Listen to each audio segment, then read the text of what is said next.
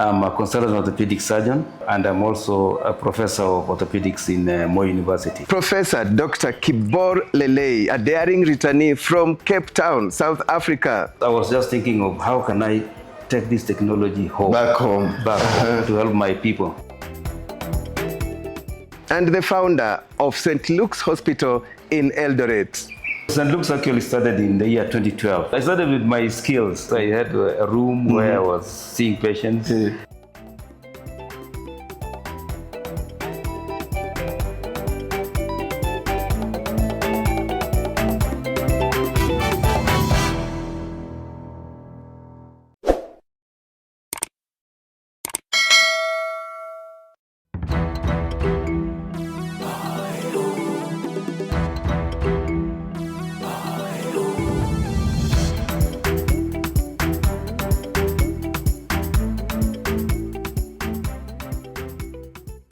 Let's begin with your introduction. Introduce yourself.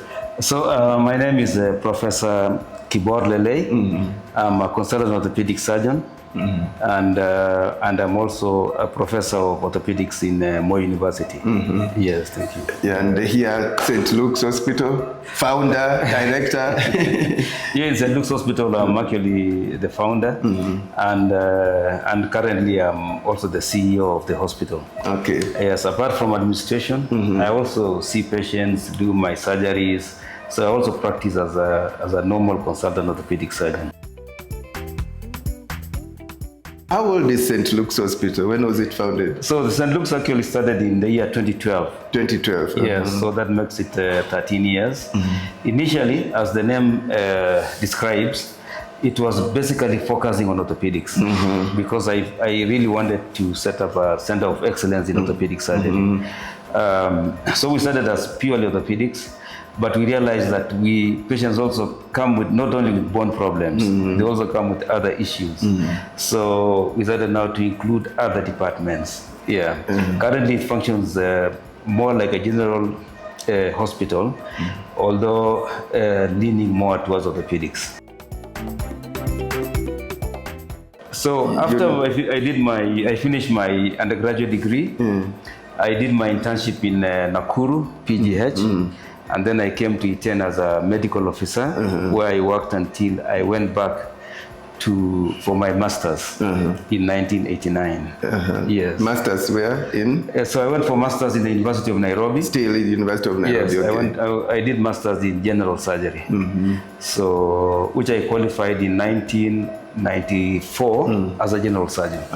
Yes. And then. Then even as I became a general surgeon, I realized my passion was more in the bones. So now I decided now to subspecialize in orthopedic surgery. At that time, there was no training for orthopedic surgery locally. So I managed to, first of all, I joined University of Nairobi as a general surgeon. And when I decided now to do orthopedic surgery, Moi University sponsored me to University of Cape Town in South Africa. And I went there specifically just to specialize in orthopedic surgery, which I did for 2 years, and then came back in 1996. Cape Town is like a European city.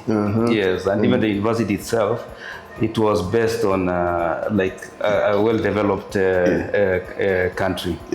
At that time, 96 was only 2 years after independence. So there was still a lot of apartheid overhang, and everywhere. The main town was still mainly Europeans, so it was like just being in Europe again. Yeah. And it's quite touristic, the Table Mountain. Yes, the Table Mountain. I went there many times. Like it was very strenuous, of course, the studies, but we had a lot of places to go over the weekend. We'd go to Table Mountain, go down the beaches, go right up to the Cape Point. That is where it was called where the two oceans meet. Yes, I know. It's quite, picturesque, scenic, quite scenic. Because you have the Atlantic Ocean on this side, and you have the Indian Ocean on this side. And you can see a line, actually. Yes, you can. So we've been to similar places. I like Cape Town. I've been there about 3 times. So you said that was you did how many years too? I did 2 years. 2 years. I was just focusing on orthopedics mainly. So how did that change you and your career and your life, being away, being abroad, studying in Cape Town? Yeah. First of all, it was an eye-opener because I actually saw things in a different light. I saw the development, the technology that was going on there.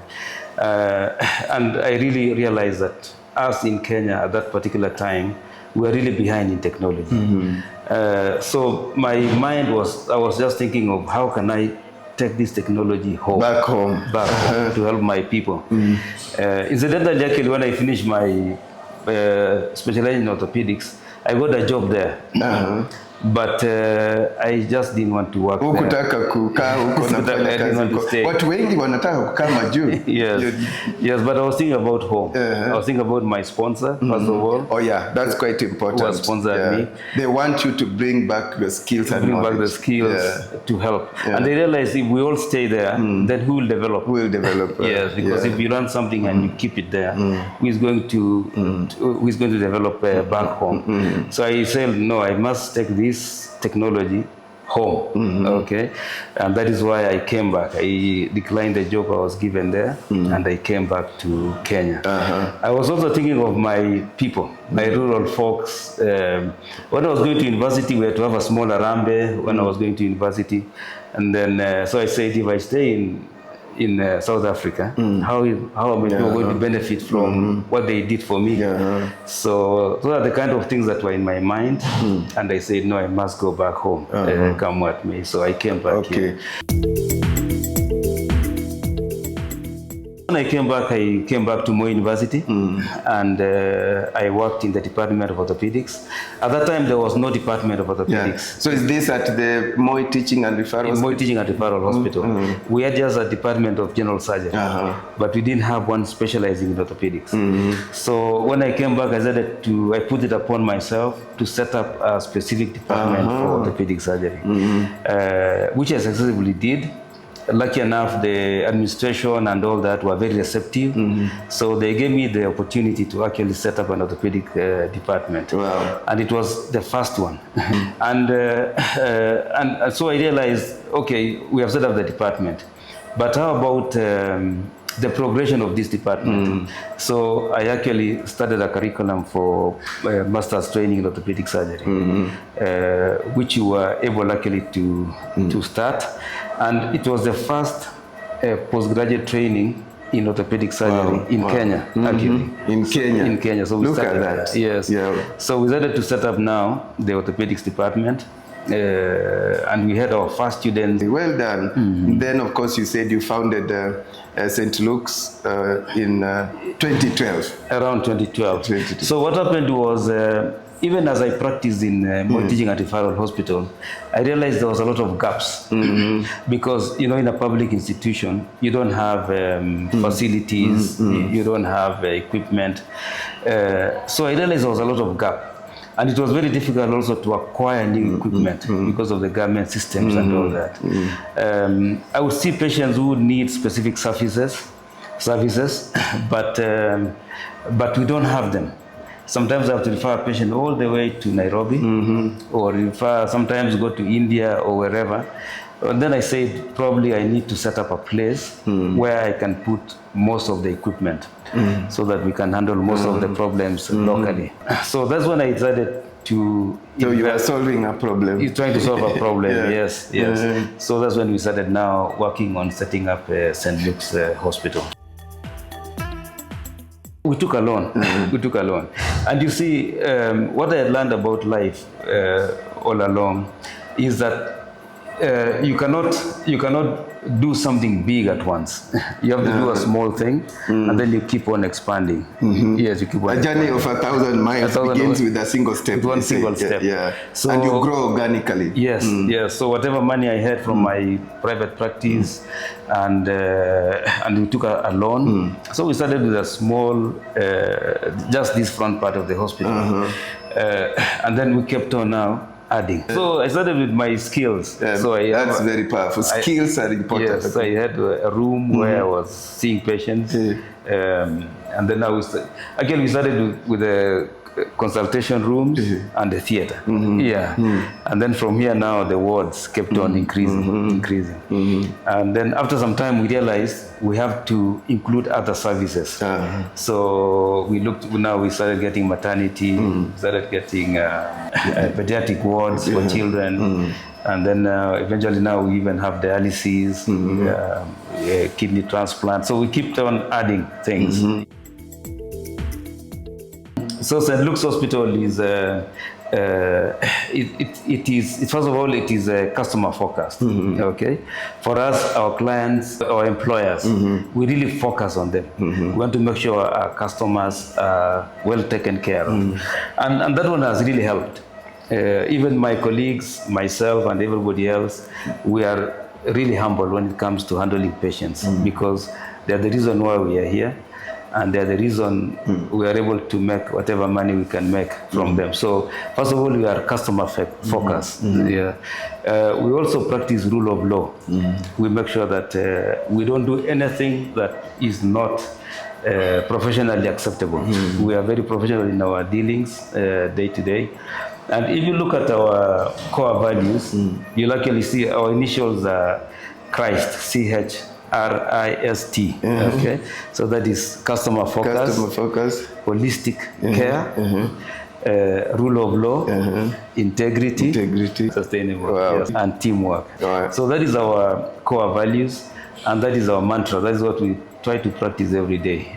Yes. And do you have other doctors or professionals in the hospital who may have gained knowledge abroad and came back? Yes, we have. We have. Like my fellow orthopedic surgeon, he did his training in Russia. Yeah. So we work together with him. He's my orthopedic surgeon. He's called Dr. Rotich. He's another orthopedic surgeon. And then we have Dr. Simiyu. Dr. Simiyu is also a consultant orthopedic surgeon who works with me. And he did his training in Bujumbura. I don't know whether that is abroad or... Yeah, it's abroad. Ni maju. Yes. He did his orthopedic surgery there, and then he came back. Yes. And then now we also have students. We have because what we have also done in St. Luke's is we have started a training program for orthopedic surgeons. Okay. It is called COSEXA, College of Surgeons of East and Central Africa. Okay. So we run a program. It's a 3-year fellowship training in orthopedic surgery. Okay. So right now I have 3 students that we are training, and one of them is from Uganda. Yes, one of them is from Uganda. The other 2 are from Kenya. St. Luke's currently has roughly 300 staff. Okay, of those, about probably 280 are permanent. The others are people who come and go whenever we have a specific job. And we have all cadres of health staffs, medical staffs. We have consultants, okay, and the consultants mainly that we have here are orthopedic surgeons, general surgeons, pediatricians, gynecologists. Nearly, actually, currently we have all the branches of medicine. Then we have medical officers. We have medical officers. They are the ones who run the outpatient clinics. Yeah, the outpatient clinics. And then we have nurses.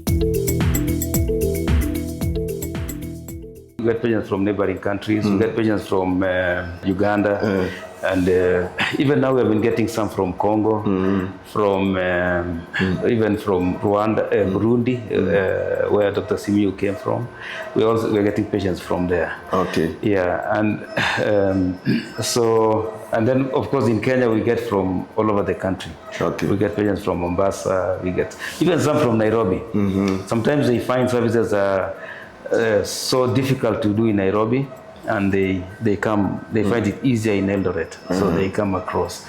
And the reason also is because having been a teacher for most of these orthopedic surgeons, when they have a difficult case, they refer. Yeah. So we get patients from everywhere. Yeah. Affordability, health can be quite a challenge to many, and I've seen in hospitals you find needy cases, you find people unable to pay bills. It can. How do you handle this? Yes, thank you very much for asking that that question, because You see, as a doctor, you really want to help people. Even me, when I started this institution, my aim was to help people. But unfortunately, as you continue helping, you realize patients have to, you have to meet the cost of the treatment. And that has been a really big challenge for us because you really want to help. You can even be my friend, but you need surgery. And it's expensive. And it's expensive. Yeah. So you really want to help, but you find you can't. So initially, the NHIF was helping. It pays a bit. In St. Luke's, SHA or NHIF, they don't pay like the whole amount. It pays a bit. And that helps because if, let's say, for example, a knee replacement, the cost is 500,000 and you find SHA pays 330. So you have 170 to deal with. So one is things like SHA. The other one we did, which even now we are still going to revive, we had a foundation. It was called Born and Joint Foundation, whereby people donate money into this foundation. And if you have a very needy patient, that patient can be helped. Catered for you. And then, of course, we are open to all the other insurance companies. So if somebody is in Madison or AR or whatever, then he can also come to St. Louis. Eldoret, it's fast becoming a medical hub, and it's fitting it very well in medical tourism. Yes. What's contributing to all this? Yes. Yeah. So two things. First of all, there's the availability of specialists. Because of Moi University, it has attracted many specialists in of medicine. So in Eldoret, actually, you find nearly all specialists are available here. You'll find physicians, pediatricians, even let's say in physicians, you'll find people who are specialized in kidneys, abdominal issues, liver. So you find all kinds of specialists are found here in Eldoret. That's one of the things why most people have to come to Eldoret. So because if you are, let's say, a highly specialized person, let's say you're a liver specialist, you know, you don't want to go and stay in Kitale because definitely you'll not have a case. But because Moi University is employing these specialists. So having a high-level hospital like the Moi Teaching and Referral Hospital is a big boost to attracting this. The specialists. Yes. So that is it. So it's actually that one and the Moi University are the ones which have really brought people here. And then secondly, the economy of the people around here in Eldoret is quite good. Most of them are farmers. At least they have money to get into these insurances and things like it's that. the city of champions. And then, of course, there's a lot of influx of money from the sports people and all that. To conclude, what would you want done to improve healthcare and medical services in Eldoret and Kenya in general? Yes. I think the most important thing is affordability. Affordability, yes. Because the services are there, but people cannot afford. So I think one is affordability. If the government can continue improving this universal healthcare coverage, that would really help. Wow, well done. I mean, with that, we conclude this interview. You've had it, Dr. Lelei, big impact here. And this facility has employed well over 300 people in various sectors, 300 you have nurses, medics, people in laboratory, and so on, those teaching. So well done, Daktari. Thank you very much. Daktari has dared his way into the Daring Abroad show, having been in South Africa, 2 years of training, and he decided to come back to Kenya. Thank you. So what's your parting shot as we conclude? Daktari, looking at the camera. Mine is just to thank you for coming for this interview and helping people to know about St. Luke's. St. Luke's is here for the sake of the patients. It is not for me or for anything else, but it is to create welfare for the patients. Thank you very much.